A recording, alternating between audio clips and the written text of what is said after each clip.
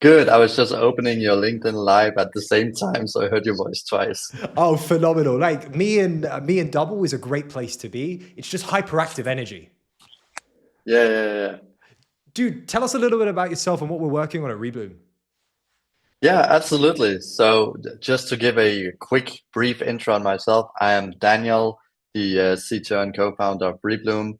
I come originally with a background in astrophysics, but kind of went into venture and then secondaries within finance. And what we're doing at Rebloom is we're building this uh, next-gen AI-driven platform for the private secondaries market. So basically, enabling liquidity in the private markets with a focus on secondaries as an asset. All right, break this down for me. For the people that don't understand, we've got to simplify this and why secondaries are so important today. One, what are secondaries? Two, why do we need a platform for it?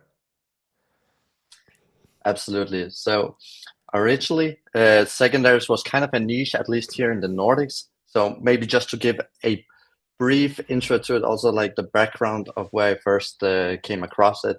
So um, during my time in the VC, where we were doing primary investments, Hmm. originally it was a early stage deep tech fund with primary investments, Oh, with that where astrophysics background, I can imagine you had some fun. yeah, absolutely. So that's a completely different detour. But basically, I've always been a huge tech nerd who didn't want to be locked in too much into a box. And then I've been trying a lot of stuff out, and I had the chance to go into venture and deep tech, and then all of a sudden it was perfect, right? It was a playground with a lot of different tech and deep tech where you could get really nitty gritty with the technical details as well. But there, at least we also were doing these primary investments and came across secondaries because we had some portfolio rebalancing to do. And this is where you often see secondaries in use as well. It's a way of trading assets, basically. Hmm. But here we quickly saw how many complexities that were involved, of friction involved for like a small fund as us at that time, meaning that we kind of knew that a lot of things were not working, especially in the Nordic scene Hmm. concerning secondaries.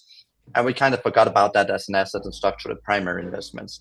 If we fast forward, that's when I then met my co-founder who had also seen the same complexities, the same issues, how fragmented the market was, but from a different perspective, where she has also been working in venture capital and has also been involved in secondary funds. And then I think we finally just said, all right, since we had these pain points, we're probably not alone about this. And since it was also niche, it turned out to be a giant opportunity because there's so much money in this space and few solutions for it.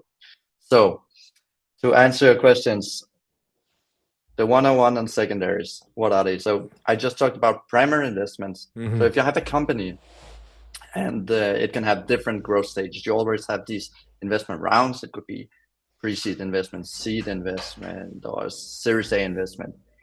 In these scenarios, you have outside capital coming in official investment rounds.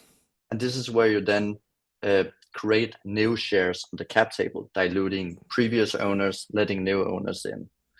Um, Now, secondaries, it actually lies in the name, which is pretty handy that it's secondary. So it's in a way like you can have a secondary market for, let's say, used clothes or items. You can have the same for existing shares. So this means shares that are already existing on the cap table that now you can trade secondhand. So the ownership changes, but the total amount of shares within the company stays the same. So you're just changing ownership. Oh, that's very interesting. Why do people want to do that? Is it because that you can find well, very simply, you can find a way to make money in that secondary process of that, like those shares increasing in value, or your perception of that share being more than someone else's perception, or is it something else that I'm missing? Yes, there are actually multiple aspects to it. So the first one is very human. So let's say that you and I, we had invested in an early stage company. Maybe we're seed stage investors. We've been along on this journey for 5 years. Hmm. I mean, usually we would have to wait for an IPO to happen on acquisition, which can take 10 years sometimes. And being very human, I mean, sometimes you need liquidity. You might have made your money back 10 times or 15 times, but you are locked into your position because you can't create this liquidity. And now your life situation actually depends on you creating some liquidity. Either you have a mortgage to pay off, you have a car, you have a family, something else. It's a very human element to it.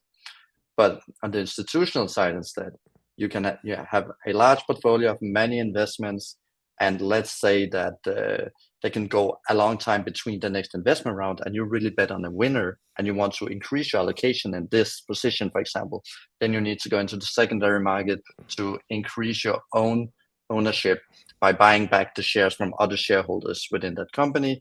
Or it could be that one of your portfolio companies really took off and you might need to rebalance your portfolio. So now you also need to create some liquidity for new investments by selling off some of your secondaries. Clear. All right, that makes a little more sense. How does this play into some of these employee rounds that we hear about? Like, is it Revolut that's doing one right now? They're giving 6 billion towards their employees. Are you able to trade those secondaries or not? Yes, you are. So but this is the thing, because there's some complexities involved where the company itself also needs Mm. a lot of control over these transactions. So they need to sign up on it as well. And this can Ah, differ a lot case by case. You've also seen cases where Revolut has been in and blocking large secondary transactions where buyers and sellers have been spending months. They finally find a price point. Everyone's happy. They go to Revolut and they're like, hell no, you can't sell these. Like we haven't really allowed for this. And then like large deals can fall off. But that's also an interesting shift that we see, that secondary transactions are just becoming part of the game. It's becoming more and more mainstream, especially as fewer companies go IPO. So there's a lot of hassle and complexities because you involved, want to get but they in keep earlier. staying there.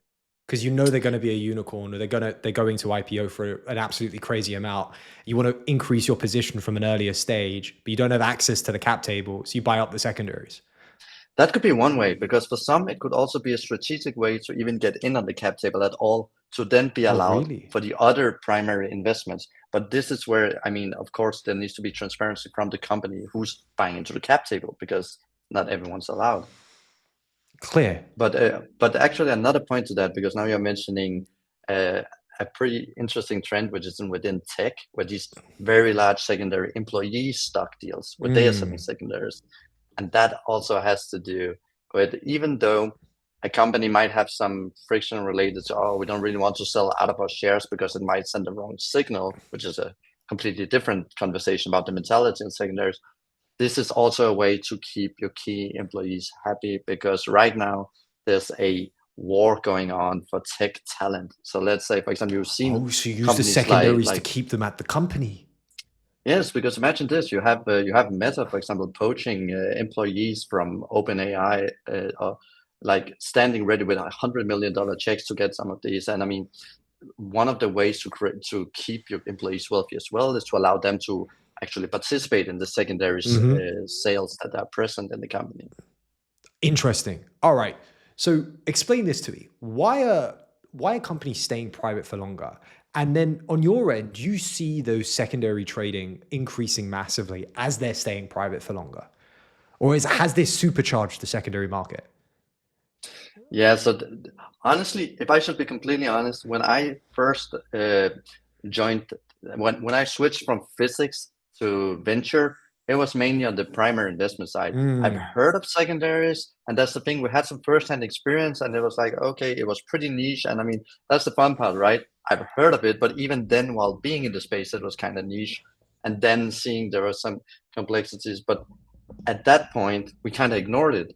But since then, it's just been accelerating and booming, and the market is really exploding now. So they've become such a critical component in liquidity for private markets because of, for example, the pre or the IPO freeze.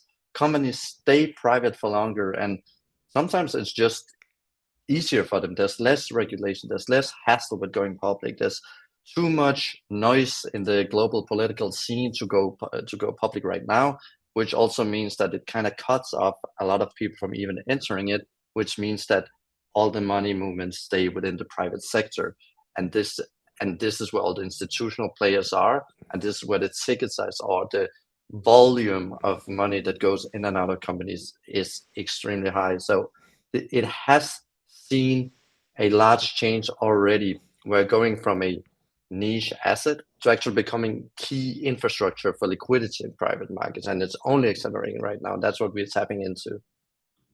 And so how does Rebloom help this process? Like, what does it do? What does the platform do? Right. So first of all, we had a three-step process that we went into the market with, because first, it's fragmented. And by saying that, I mean, the good analogy is think about the Wall Street in the 80s, or you can also think about the scenes from Wolf of Wall Street, right? You have brokers doing phone calls, high energy emails everywhere. There's so It's much like money going on. you've got the Yeah, hand actions. yeah, exactly. Like, calling here, sell, buy, whatever. But like the thing is that that was due to the public market at that point being very inefficient. There wasn't this tech layer, so this was the way to do it. It was through brokers, and there was so much money to be made, because imagine that for each broker, there's no tech layer. If it's this difficult, if it's so much high touch, you kind of need these high transaction fees. But if you look at the public market, what has happened since? I mean, everything is more tech enabled. You're transacting on platforms that are technology driven. You have these automated order books as well, and transaction fees have just gone down and down and down until you pay like a quarter of a percent. I mean, even less than that. For a transaction in public stocks. While for the secondaries, it's actually still like that. It's phone calls, it's emails, it's very inefficient. There are multiple reasons for this, because you can't just trade it like a regular stock, because a stock is not just a stock like on the public market. Secondaries can have many different share types. There could be different clauses in the shareholders agreement, in the articles of association, which means that each share does something different. And it means that if the company is sold, it's worth something different. And these are some of the complexities that are often ignored, and that you have, let's say, a secondary fund where they have a back office where they are sitting and doing the calculations and models of these. And these are some of the things that we are actually helping with on Rebloom. So first off, we are collecting the fragmented market, so kind of democratizing access to the market. How do you do that? Is it just all of this information is freely available on the web, or do you have to go to every single company that's released secondary shares and get them on board and get their buy into this? What you want to do is to find the individual investors, the buyers and sellers, and kind of collect them. Right. And the thing is, because it's been this fragmented, this market, it means that the platforms that have been doing this and the brokers who have been involved in this, they're like, oh, this market is so difficult to enter. I mean, what would your entry rate be? You need to use me, and therefore I can take like 5% commission fee just for helping you with a transaction. So it's because the market is so fragmented, the players that are kind of mediating are extremely opportunistic, and that means both platforms and brokers. So what we are doing is consolidating it, and we actually started by going out in the market for free. That wasn't heard of before, like giving access to the primary market for free, because then you had nothing to lose basically for signing up on the platform as a buyer or seller. We were catering to more private investors at that point, but very quickly, and this is where it also gets interesting, because it was such a niche area. We had this idea that we would start small, in the Nordics with angel investors, etc. And as we grow, we go, to Europe, and then finally to the US, and kind of take larger players in. But because we are in such a niche market, once we entered the arena of secondaries, we were talking like globally immediately. And all of a sudden, 1 year later, now we're sitting with the global institutionals, like from the US, from Europe, from Asia, and like we are sitting with the key players that are transacting within secondaries, and that has something to say about the market being ripe for disruption or missing this technology. How big is this market? Is it a couple hundred million? Is it billions? Is it trillions? At the moment, it's projected at hitting 200 billion for this year, but it's like an accelerating curve. So that's the thing. It has this hockey stick curve, as we like to call it, which is exactly the kind of markets that you want to tap into as a founder and try to create solutions for. But and I would say it's not mainstream yet, but it's just getting so much attention now that more and more people are hearing about it. So it's kind of the perfect storm, both from a point of view of the asset gaining more notoriety, but also from the technology maturation of the AI tools that we can develop now that actually satisfy the needs for these secondary transactions. And this means both in document handling, simulation of exit distributions, You price basically discovery, are matching. building Bloomberg for the secondary market. Oh man, have you seen our pitch deck? Like Actually, it's a I'm looking at this. What I'm seeing right now is like every trader or like every VC doesn't just have a Bloomy terminal. They got a Rebloom terminal sitting alongside it. Just this hyper like this GPU that's just got Rebloom slapped on top. it's so funny that you're saying that because we've been nominated for the finals for the Nordic FinTech Awards. So tomorrow we're going pitching as one of two finalists, and that is literally one of the lines on our pitch deck. It's like the private markets Bloomberg. I do my research. You never know. I might Yeah, have your pitch deck just absolutely. like I right sense in that. front of me right now. So obviously the platform is live. What is the total transactions that's sort of been passing through the platform, just for a sense of how big this is for you? Mm, right. So we built up a live active supply and demand on the platform of 6 billion US dollars, and we've only been in the market since January. Dude, So last time this we talked, is it was 5 billion, and now it's six. This is yep, how fast it's yep. moving. It is because but the thing is also these institutionals they go. So you need to think this that like if you have the large ticket holders from the buy side, you will also attract the larger ticket size on the sell side because otherwise you would have to. It would be too much It's an administrative exchange, work in right? having. It's that it has to. It You have is. to have liquidity on both sides, otherwise it doesn't work. Absolutely, but the thing is that if you can vary it that much, you can have these private investors of single, like maybe $1-2 million ticket sizes, and you have institutionals who are transacting at $150 million at a time. I mean, there's this discrepancy as well. So it's about attracting the funnel of large volume as well, and that's what we've been able to actually do on the platform. So things have just went so fast, and that's why we also feel like we really hit a mode in terms of creating a solution for this market. Is this first of its kind across the board globally? On the AI native infrastructure, it is because what you see usually on the players in this is you have kind of window shopping platforms. So you Right. can go in and you can find some nice logos. Oh yeah, Anthropic, I love that. Revolut, like that logo as well. SpaceX sounds cool, but that's about it. Then you're basically introduced to a broker, and it's a buyer and a seller and a high commission fee. Can And you actually that's buy those shares? Is it actually possible? Or like Robinhood when they're trying to tokenize it and allow you to trade it, is it just not legal yet? so we are doing actual secondaries. So that the difference is they're trying to do a what I would call a mirror image of values going on in the private segment space.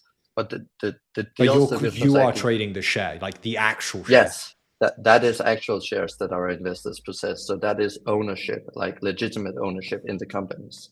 And it's not that easy that you just find a buyer and a seller and that's it.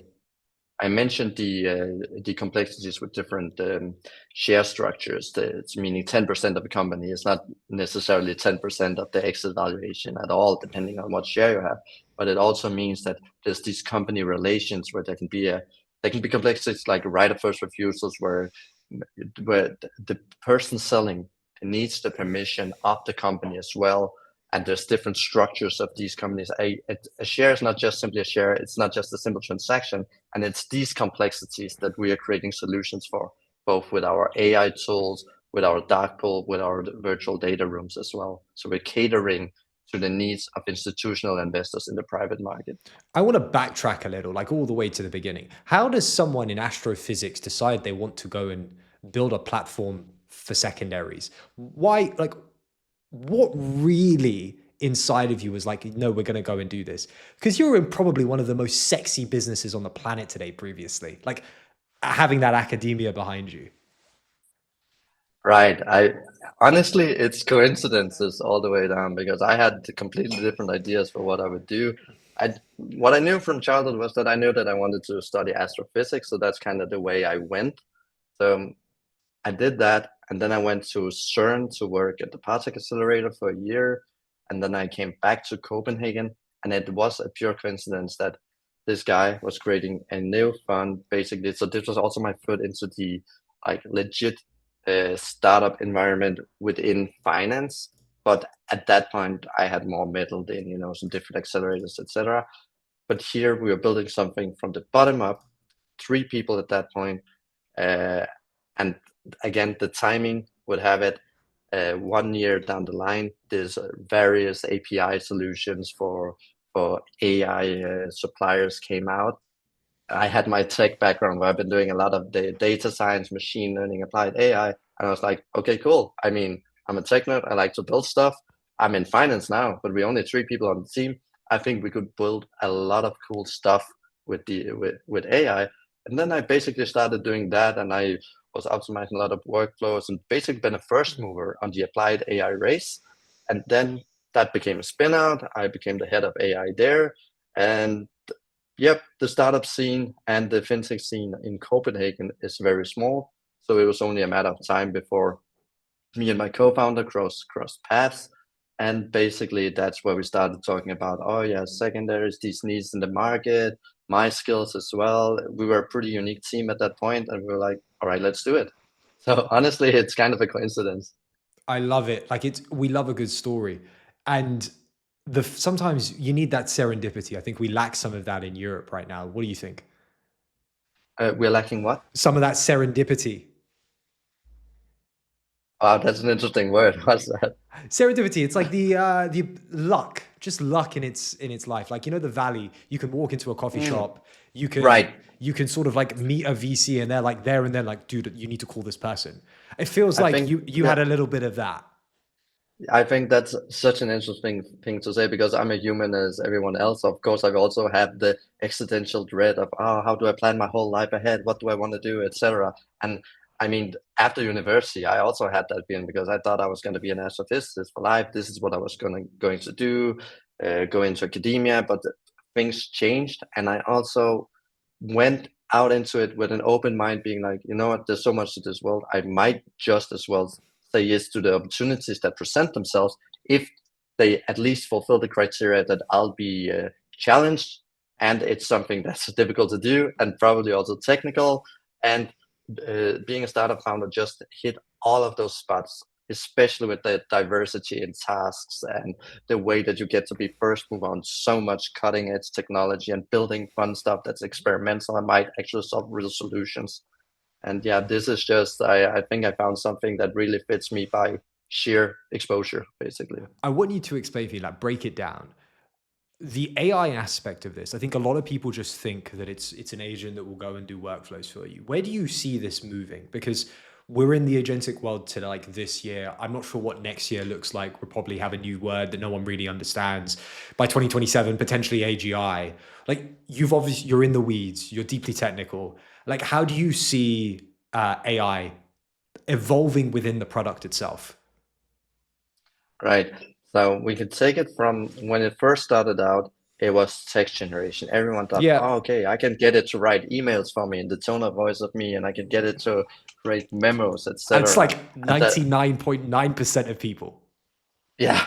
And then it went on to, okay, you can also use it in the creative circles, for example, for image generation, video generation. Then it went into marketing, and a lot of it is AI-enabled marketing. And maybe you've also seen this, especially on LinkedIn. It's been bad. There's so many AI correspondences going into your DMs, and I mean, it's just losing a lot of the human touch. It's becoming bots, AI bot. But for the practical applications where I've seen a large value add is in document processing. So of Mhm. course, workflows work as well. You can automate a lot of pipelines. You can do research, but deep research agents was also a huge step in it because there was a change in character of how you interact with AI. Because before you would have hallucinations, you would just say, "Hey, what's the answer to this?" You would just get something back, and you'll be like, "Sounds legit." While now with the deep research agents, it's a way of extracting information and being close to source materials, giving you sources and everything that you're actually able to fact check stuff. That's one aspect of it, like for information seeking. The document processing, like RAG applications, that's a really big step as well because that's saying And how does we that work have. for you? Like within the context of Rebloom, how is that useful? Yes. So especially within Rebloom, it makes sense because the complexities involved with secondaries is Mm, the clauses, the investment of metrics, the course. different kind of shares. Mm. And these are also input parameters for the rest of the secondary process. So for example, for modeling the exit scenarios. So if you have these data rooms with investment docs, you have these AI scripts will not only tell you what the complexities involved in this deal are, it can also extract them structurally and then use that as input for the different pipelines involved in the secondary sub process, like into the waterfall simulation distribution processes. And it can also be used when being matched up with different investors based on, for example, region, ticket size, share type, all of this. So it becomes like a holistic, intelligent platform where we are using the latest advantages within AI, but especially within RAG application. It makes a lot of sense because it could just become information overload. Because say you have a portfolio of 20 companies, each with each their data room, each with each their article association shareholders agreement that each are 50 pages, you can lose track real quick. And to have this presented, digested, and also structurally presented to you, saying the price discovery, the fair market value of this asset, given this structure in this deal, is exactly this. That's where we really mean that we can create liquidity at scale, because you have the information available, you can find the price point, you can execute much quicker. That reduces the complexity, reduces the transaction times, and thereby creates liquidity in the market. So again, going a bit back to the Bloomberg analogy. Essentially just rebuilding Bloomberg for secondary markets. I love it. What is the bottleneck right now for you? What's the what? What is the bottleneck right now for you? What's hard about the secondary market that, like, once you solve or will solve in the future, really accelerates the company? At the moment, it is, I mean, we can build a whole technology layer, but it's also a big change in mentality of the market, because if you're used to this high touch human element, it's a paradigm shift. Because if you're used to having brokers intermediary in between, and it's a market that's usually shadowed by a lot of secrecy and discreetness. And the reason for this is, let's say you're doing a secondary sale of 200 billion in some specific, of 200 million in some specific company, and that's a large market movement out there. You don't want to reveal your hand, because if all of a sudden people know at what price you're selling that, then it means that the rest of the market all of a sudden also has a price point. So suddenly your trades are ruined, or your negotiations when you're brokering is ruined, because, oh, I've heard somewhere else they're selling at this price. So there's so much secrecy involved, and it's this kind of anonymity and discreetness, and finding the balance between this, where having people having faith enough to use systems that still keep their information discreet. And that's why we built the dark pool, for example. This is to add this extra anonymity layer to it, and at the same time adopt this, because everything is also about technology adoption. It's the same with stocks. I mean, I guess in the 80s they would also think you were weird if you said that at some point stock trading would be automated. You need to be on the trading floor yelling and finding the best possible deals for whatever you're selling or buying at that point. So I guess it comes down to a mixture of maturation in the market, and also a change of perception in secondary sales, because earlier on companies might have thought that they did not want secondary sales to take place, because it kind of sends the signal that something is wrong with the company. Why else would you want to sell off a large position in it? But that's not the case anymore. And that's going back to, why would you want to create liquidity? There's human aspects to it. There are very practical and strategic reasons for it within finance. And that's also something that is being pushed right now, because secondaries are gaining more and more notoriety. They're becoming more mainstream. And all of a sudden, this mentality kind of shifts. And once that mentality shifts, where it's not taboo to sell off secondaries, then you're more, you're more open to adopting these technology solutions that are there. And we kind of have those, not first movers, we just have more of a starting from scratch, since we're a new startup, starting from scratch in terms of building this network. And that's been going extremely well. But we are also dealing with a market that's used to being fragmented. And it can also be kind of prerogative that all of a sudden we come with a solution that's so much cheaper, and all of a sudden wiping away all of the traditional means of brokering. Daniel, this has been an absolute pleasure. I'm looking forward to getting you back on the show. We've got to talk more secondaries sometime. Probably by the time we talk next, it's going to be at 10 billion. Let's be perfectly honest. Yeah, let's hope so. And yeah, I can update you on our pitch competition tomorrow as finalists. Most definitely. Shoot me a message. Dan, this has been a pleasure. I'll see you soon. Likewise, Viraj. Thank you. Take care. Ciao.